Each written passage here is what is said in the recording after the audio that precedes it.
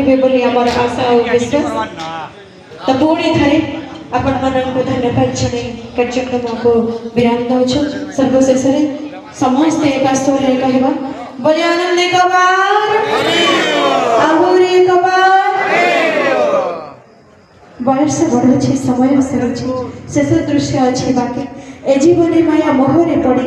केते पाप केते पुण्य मु अर्जिछि सहाय का चका आखि सहाय का चका आखि सर्वे भवन्तु सुखिनः